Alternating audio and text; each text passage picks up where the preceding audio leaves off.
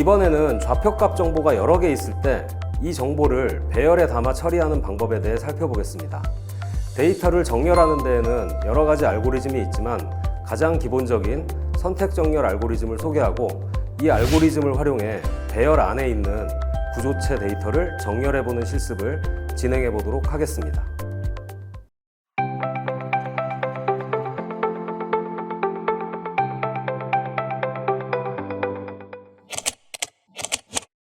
이번 시간에는 C 프로그래밍 응용 구조체 세 번째로 구조체 배열과 포인터를 살펴볼 텐데요. 먼저 배열에 대해서 살펴보도록 하겠습니다. 일단 구조체 배열은 일반 배열하고 똑같이 여러분들이 사용을 하면 돼요. 지금 계속 실습을 했던 이 포인트 구조체, X하고 Y를 가진 구조체에 대해서 만약에 이 구조체가 여러 개 필요하다라고 하면 여러분들이 마찬가지로 배열을 선언을 하면 되는데, 똑같아요. 정수 배열 선언하는 것과 똑같이 포인트 구조체, 포인트 소문자라는 이름으로 10개를 만들었다라고 하고, 이런 식으로 중괄호 열고 0 해주면 전부 다 0이라는 값으로 초기화가 됩니다. 그래서 지금 반복문을 이 10개에 접근하기 위해서 반복문을 작성을 했는데요. 보시면 점으로 접근하는 것과 똑같은데 다른 점은 뭐예요? 여기 보시면 배열 문법 한 다음에 점을 찍었죠. 그래서 여기 네모되어 있는 그냥 포인트라는 구조체 쓸 때하고 다른 점은 배열 문법 몇 번째 방인지 인덱스만 지정해주고 .x, .y 해주면 됩니다. 그래서 일반 배열 쓰듯이 그냥 여러분들이 포인트 구조체 또 배열일 경우에 일반 배열 쓰듯이 똑같이 하고, 멤버 변수에 접근할 때 점 찍는 거 똑같이 쓰면 돼요. 특별할 게 없습니다. 일반 배열 쓰듯이 쓰면 된다 라는 얘기를 하고요. 그래서 배열의 인덱스로 접근을 하고 점, 닷 이거 연산을 통해서 멤버 변수를 활용을 하면 되겠어요. 자, 이것만 있으면 되고 여러분들이 이제 실습을 해볼 텐데, 어떤 실습을 하느냐, 10개의 포인트를 생성을 할 거예요. 지금 여기는 지금 10개가 넘게 많이 되어 있는데, 이렇게 XY 좌표에 이렇게 무수히 많은 점이 있다고 치는데, 일단 뭐 10개만 해보면 100개, 1000개 해도 상관이 없겠죠.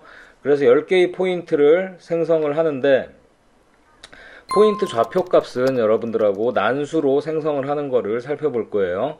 그래서 임의의 수 XY 좌표에 점 10개를 생성을 하는데, 난수의 범위는 0에서 100으로 지정을 하겠어요. 이렇게 0에서 100으로 지정을 할 거고요. 이 구조체를 10개를 만들겠다. 배열을 쓰면 되겠죠. 똑같은 구조체 10개 배열을 쓰면 됩니다.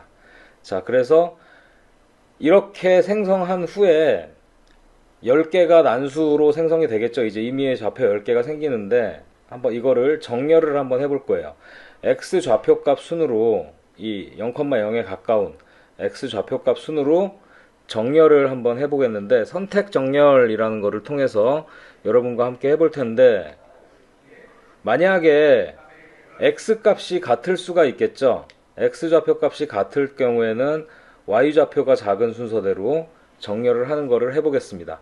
일단 여러분들이 선택 정렬, 이 부분은 여러분들이 2학년 때 자료구조 알고리즘 시간이 되면 정렬을 하는 다양한 방법에 대해서 배울 텐데, 선택 정렬은 대부분 C 언어 책에서도 나와 있어요. 그래서 C 언어 책에서 나온 걸 해본 학생도 있고 안 해본 학생들도 있을 텐데, 선택 정렬이 어떻게 동작하는지는 동영상을 제가 만들었는데, 동영상을 한번 보고 이어서 이 실습을 해보도록 합시다.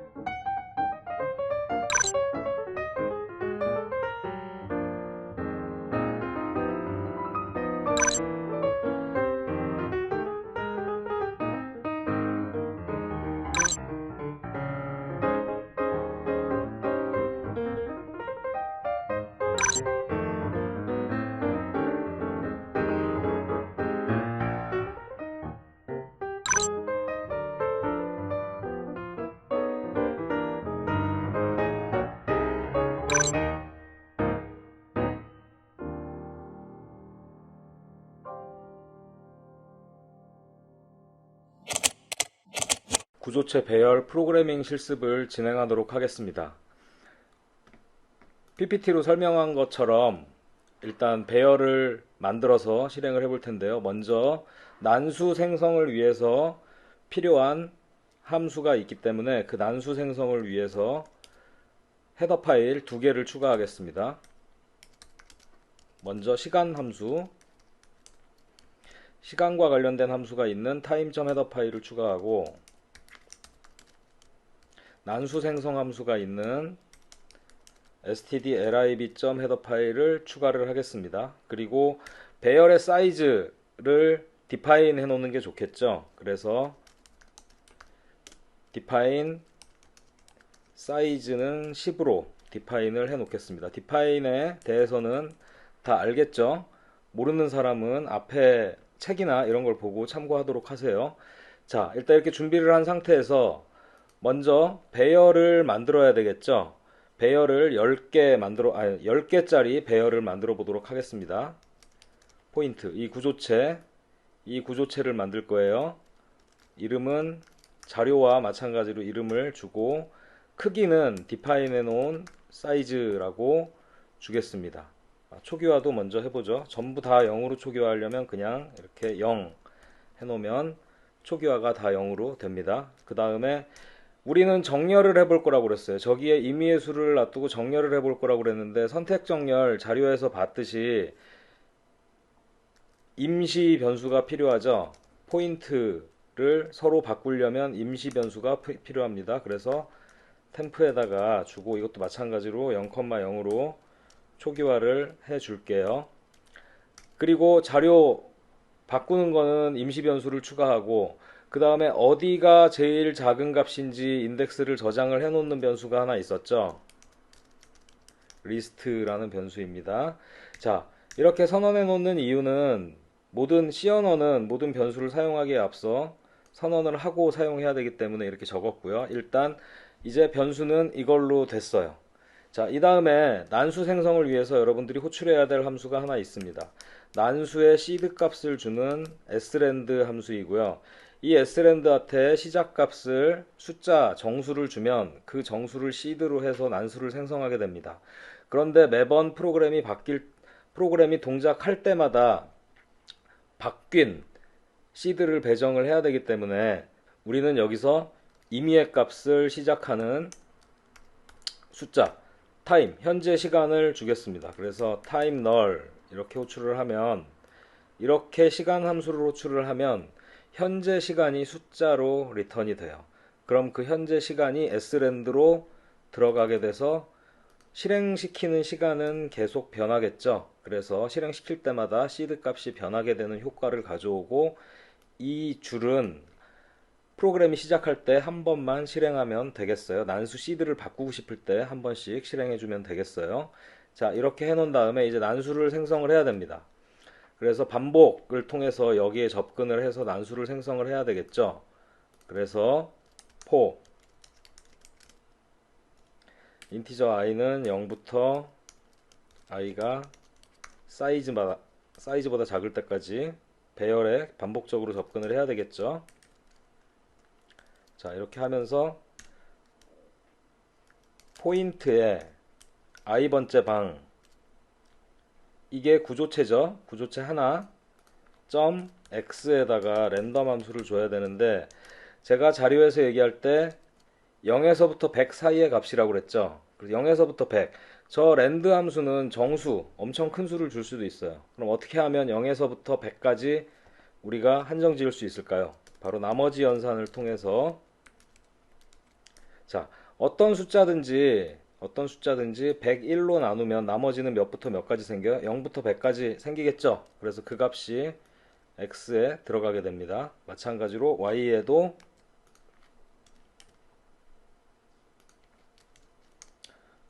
똑같이 줍니다. 자, 이렇게 하면, 자, 이렇게 여러분들이 17번째 라인부터 20번째 라인까지 작성을 하게 되면 임의의 숫자가 저 배열의 포인트에 전부 다 들어가게 될 거예요. 먼저 다른 거 하기 전에 출력을 한번 해봅시다. 출력은 마찬가지로 반복을 하면 되겠죠. 반복해서 배열의 값을 찍으면 돼요. 복사 붙여넣기 하고, 여기에 printf 한 줄을 써주면 되겠죠. 포인트 배열, 포인트에 i번째 방이니까 %d 번째 방에 x값과 y값, x값은 %d, y값도 %d 하면 되겠죠. \n 하고 첫 번째 %d에는 i, 두 번째 %d에는 포인트의 i번째 방에 x, 세 번째 %d에는 포인트의 i번째 방의 y값이 찍히게 하면 되겠죠. 자, 요렇게만 하고 일단 제대로 들어갔는지 확인해 보면 어떻게 돼요? 출력 한번 해봅시다.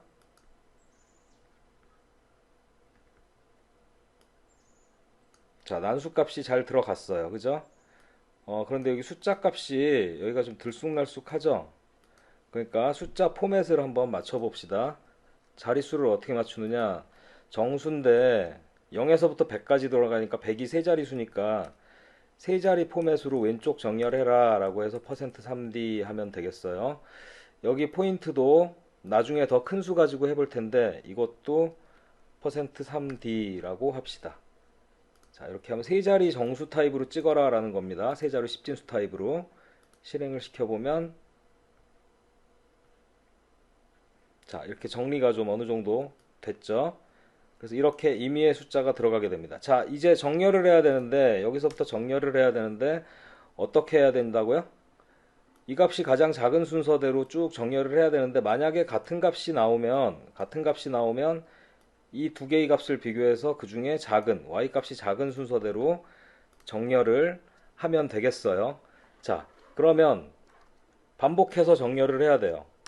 자료를 잘 기억을 하세요. 제가 화면 옆에다가 자료를 띄워 드릴 텐데 10개의 자료 중에 처음부터 봐야 되겠죠. 첫 번째 반복은 i는 0부터 언제까지 가야 돼요? 맨 마지막 전 것까지만 보면 되겠죠. 맨 마지막 전 것까지. 맨 마지막 전 것까지니까 사이즈보다 하나 작은 값만큼 보면 되겠죠. i를 증가를 시키고 자, 여기서 해야 되는 건 뭐예요? 인덱스를 내가 지금 가장 작은 값을 찾아야 되는 곳 인덱스를 어디에다 집어넣어야 된다? 리스트에다 집어넣고 시작을 해야 된다고 그랬죠. 그래서 리스트 여기 있습니다. 최소값이 들어가 있는 곳에 인덱스가 몇인지 이 리스트에다가 저장을 해 놓자. 지금 현재 내가 볼 거는 i니까 리스트에다가 i를 집어넣어 놓자. i번째 방이 제일 작은 방이야 라고 하고 시작을 하면 되죠. 여기서 이제 뭐 해야 돼요? 이 i번째 방 다음부터 쭉 가면서 제일 작은 곳이 있는 곳을 찾아야 되겠죠. 그래서 여기서 다시 반복이 일어납니다. 그래서 j, i는 여기서 썼으니까 보통 포문이 중첩이 되면 이렇게 i, j, k 이렇게 써요. j는 어디부터 시작을 해야 될까요? i번째 방에 집어넣을 거니까 i번째 방 다음 방부터 봐야 되죠. 그래서 j는 i번째 방 더하기 1번째 방부터 봐야 되겠죠. 어디까지 봐야 될까요? 끝까지 봐야 되겠죠. j를 증가시킨다 하면서 뭘 하면 될까요? 여기서 비교해야 되겠죠. 이제 뭐랑 뭐랑 포인트에 x 어떤 거에 지금 현재 리스트라고 정의해 놓은 거 지금 현재 리스트라고 정의해 놓은 거에 포인트에 지금 현재 최소값이라고 정의해 놓은 곳에 있는 값이 되겠죠. 이곳에 x값과 무엇을 비교해야 되겠어요? 지금 현재 보고 있는 이 j 번째 방의 x값을 비교해야 되겠죠. 그래서 포인트에 j 번째 방의 x가 두 개를 비교해야 돼요. 비교 해서 참이면 만약에 if문 써야 되겠죠. 자, 이렇게 하면 이러면 어떻게 j 번째 지금 j 번째 방에 있는 x가 지금 현재 최소값에 있는 방이라고 한 것보다 작으면 이 j 번째 방이 더 작은 거잖아요. 그러면 뭘 저장하자고요? j 번째 방이 더 작어라고 저장을 하자고 그랬죠. 그 변수가 무엇이다? 리스트라고 했어요. 그래서 리스트에다 몇 번째 방이 제일 작다? 제2번째 방이 작어 라고 표시를 해줘야 되겠죠. 그런데 보통은 정렬할 때 그냥 숫자 정렬할 땐 이렇게 해요. 작거나 같으면 그냥 쓰면 되는데 우리 같으면 y 값을 비교해야 된다고 그랬죠. 그래서 크지는 않은데 그렇지는 않은데 만약에 이게 같아요. 이렇게 같으면 어떻게 해야 되겠어요? 또 만약에 봐도 되는데 그냥 저는 한 줄로 할게요. 어떻게 하면 되냐면 같아. 같고 그러면 같아. 참이에요. 같아요. 같으면 뭘 보면 되겠어요? y 값 보면 되겠죠. y 값 봐야 돼. y 값. y가 같냐를 보는 게 아니라 이거는 뭘 봐야 되겠어요? 이렇게 봐야 되겠죠.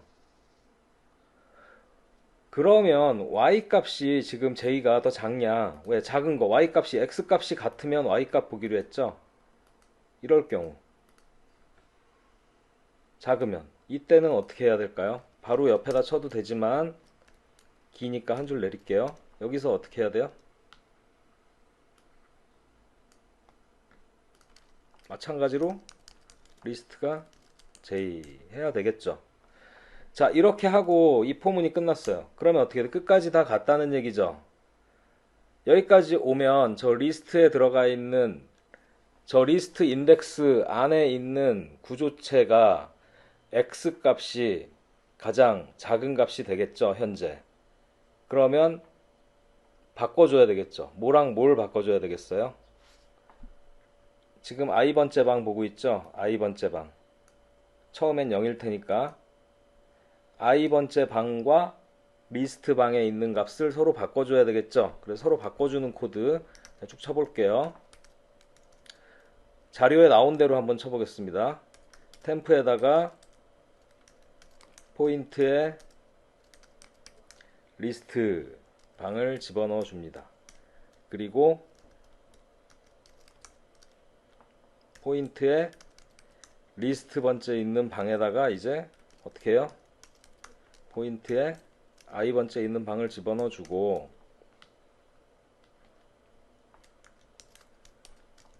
포인트에 i 번째 있는 방에다가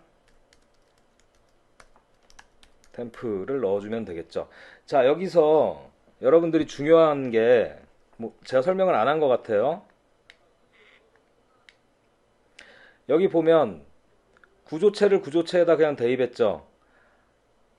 정수를 정수에다 대입하듯이 구조체를 구조체에다 그냥 대입했어요. 그럼 구조체의 멤버들끼리 다 통째로 대입이 됩니다. 복사가 돼요. 함수에 넘길 때도 다 복사해서 넘긴다고 그랬죠. 지금처럼 템프 안에 x 값과 y 값, 템프도 구조체죠.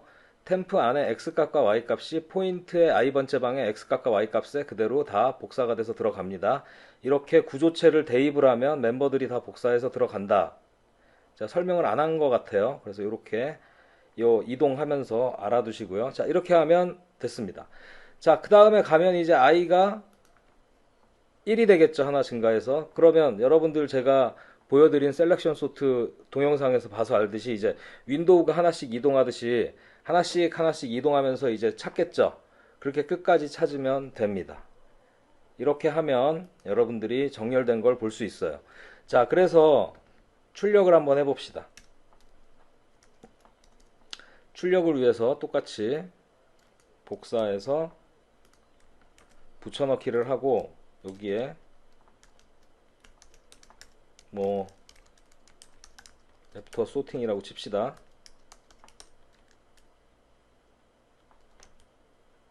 하고 역/n 하면 출력이 되겠죠. 자, 실행을 한번 시켜볼게요. 자, 애프터 소팅. 지금 소팅하기 전에 값이 이렇게 쭉 중구난방으로 들어왔는데 소팅을 하니까 이렇게 숫자대로 정렬이 된 걸 알 수 있어요.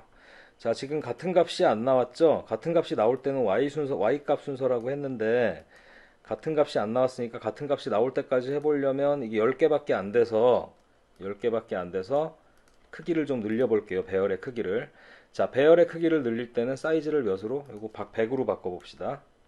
자, define 다시 한번 여러분들에게 간단히 얘기하면 어떻게 된다고요? 이 사이즈로 써 있는 숫자, 사이즈로 써 있는 곳, 지금 사이즈 보면 사이즈가 굉장히 많이 쓰였죠. 전처리 과정에서 다 어떻게 된다고요? 여기 사이즈로 써 있는 곳에 문자가 전부 다 1빵빵 100으로 바뀌고 시작한다고 그랬죠. 만약에 여러분들이 define을 안 해놓으면 이게 다 여기 아마 10, 10, 10, 10, 10 이렇게 써놨을 거예요. 100으로 바꿔라 크기를. 그러면 어떻게 돼? 100, 100, 100, 100 다 바꿔야 되죠. 그런데 이렇게 define을 해놓으면 여기만 100으로 바꾸면 다 100으로 바뀌게 됩니다. 자, 이제 아마 결과가 길게 나올 거예요. 실행을 한번 시켜보겠습니다. 자, 100개가 다 나왔는데 소팅되기 전의 자료를 보면 뭐 이렇게 쭉 중구난방으로 나와 있죠. 자, 애프터 소팅을 한번 봅시다.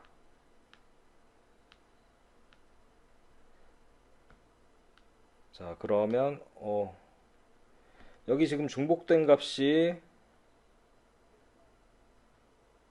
8, 8 나왔죠. 여기 8, 8. 여기 8, 8 나왔는데 y 값이 13, 63 순서대로 됐어요. 그리고 하나 더 봅시다. 쭉 보면 중복이 여기도 27, 27 나왔는데 70, 82 이렇게 정렬이 됐고요. y 값 순으로. 자, 이렇게 정렬이 잘 된 것을 확인할 수 있습니다. 자, 이렇게 해가지고 여러분들하고 정렬하는 걸 실습을 해봤고요. 나중에 여러분들하고 더 이제 여러분들이 2학년 때 알고리즘 이런 것들을 배우게 되면 뭐 지도에서 최단거리 찾고 이런 것들 나오죠. 지금 이 포인트가 100개인데 여기서도 뭐 최단거리 찾고 뭐 이런 것들 어떻게 해야 될까요? 다 할 수 있습니다. 그래서 조금 이거보다 조금 더 깊게 생각해야 되는 거는 모든 구조체 이제 이후에 파일을 하고 동적 할당을 하고 여러분들이 배워야 될 모든 것들을 다 한 이후에 이 구조체를 가지고 여러분들하고 조금 더 재미있고 깊이 있는 실습을 나중에 별도로 진행을 해 볼 거고요. 다음에는 구조체하고 이제 마지막, 구조체의 마지막인데 구조체와 포인터에 대해서 간략하게 설명을 하고 또 마찬가지로 실습을 할 텐데 포인터와 포인터는 지금 여러분들하고 같이 짠 이 소스 코드를 가지고 포인터 실습을 할 거예요. 포인터 요약해서 설명을 할 때 간단하게 언급했지만 포인터는 한 함수 안에서는 절대 쓰일 일이 없다. 언제 쓰인다? 포인터는 언제 쓰인다? 포인터는 함수와 함수 간의 값을 전달해야 될 때 필요해요.